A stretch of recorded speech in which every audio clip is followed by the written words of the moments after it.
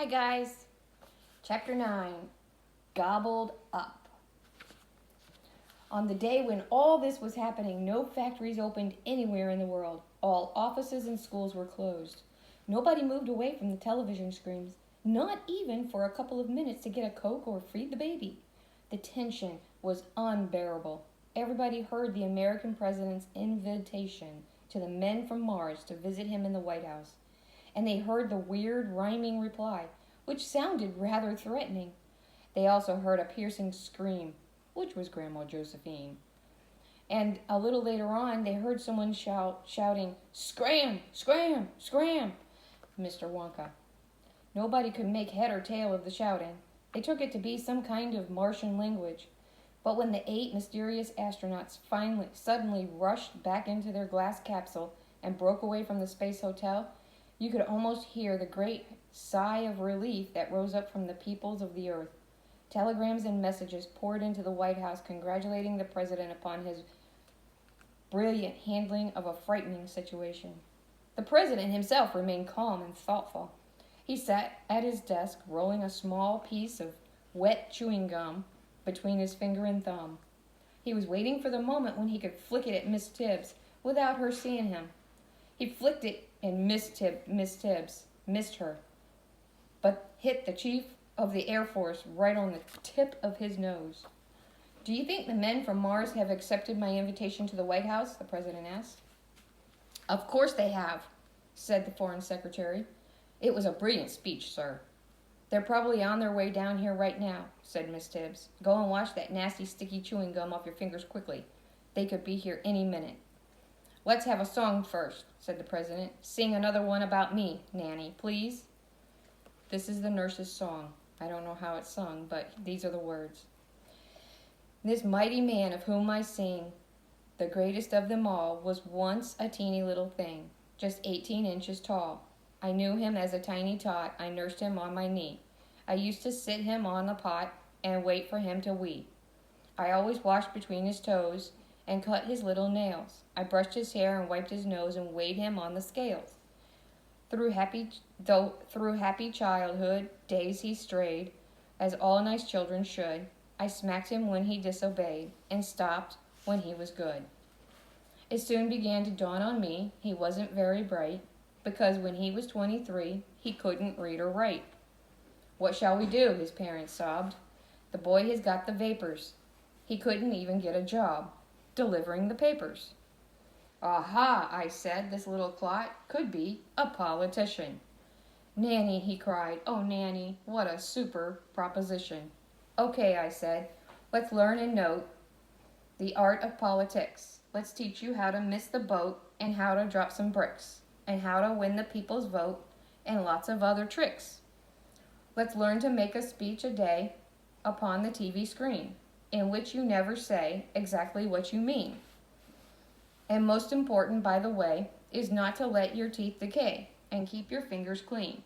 And now that I am 89, it's too late to repent. The fault was mine, the little swine became the president." "Bravo, Nanny," cried the president, clapping his hands. "Hooray," shouted the others. "Well done, Miss Vice President, ma'am. Brilliant, tremendous." "My goodness," said the president. "Those men from Mars will be here any moment. What on earth are we going to give them for lunch? Where's my chief cook?"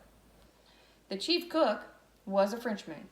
He was also a French spy, and at this moment he was listening in the keyhole of the president's study.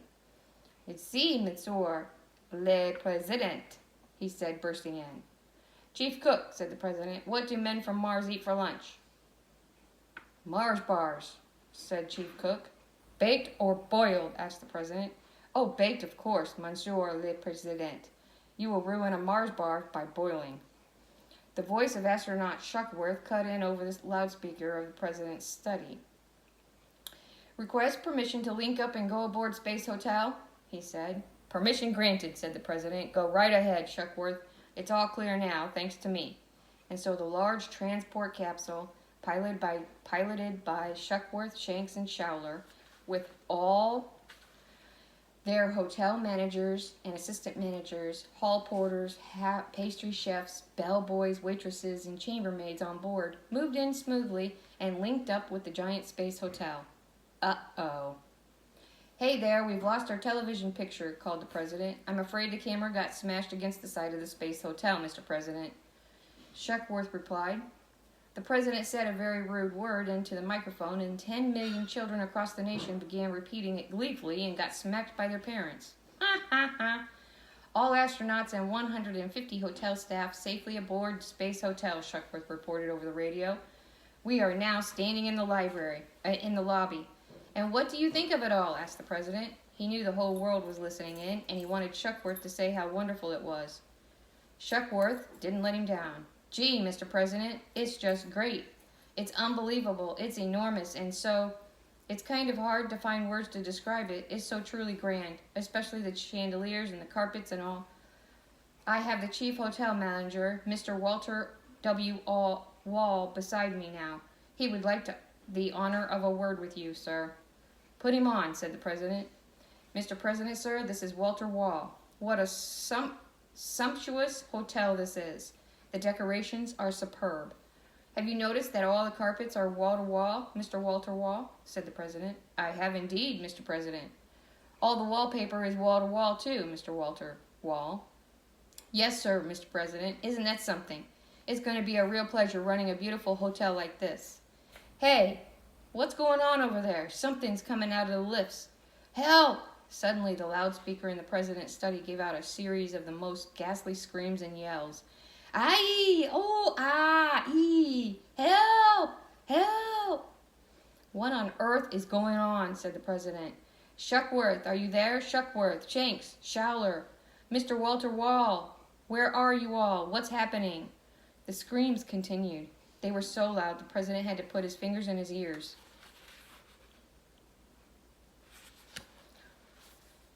Every house in the world that had a television or radio receiver heard those awful screams. There were other noises, too, loud grunts and snortings and crunching sounds. Then there was silence. Frantically, the president called the Space Hotel on the radio. Houston called the Space Hotel. The president called Houston. Houston called the president. Then both of them called the Space Hotel again. But answer came there none. Up there in space, all was silent. Something nasty's happened, said the president. It's those men from Mars, said the ex-chief of the army. I told you to let me blow them up. Silence, snapped the president. I've got to think. The loudspeaker began to crackle. Hello, it said. Hello? Hello? Are you receiving me? Space Control in Houston? The president grabbed the mic on his desk. Leave this to me, Houston, he shouted. President Gilligrass here, receiving you loud and clear. Go ahead. Astronaut Shuckworth here. Mr. President, back aboard the transport capsule. Thank heavens. What happened, Shuckworth? Who's with you? We're most of us here, Mr. President, I'm glad to say. Shanks and Showler are with me and a whole bunch of other folks. I guess we lost maybe a couple of dozen people altogether, pastry chefs, hall porters, and that sort of thing. It sure was a scramble getting out of that place alive. What do you mean, you lost 24 people, shouted the president. How did you lose them? Gobbled up, replied Shuckworth. One gulp, and that was it. I saw a big 6-foot-tall assistant manager being swallowed up just like you'd swallow a lump of ice cream, Mr. President. No chewing, nothing. Just down the hatch. But who, yelled the president, who are you talking about? Who did the swallowing? Hold it, cried Shuckworth. Oh, my lord. Here they all come now. They're coming after us. They're swarming out of the Space Hotel.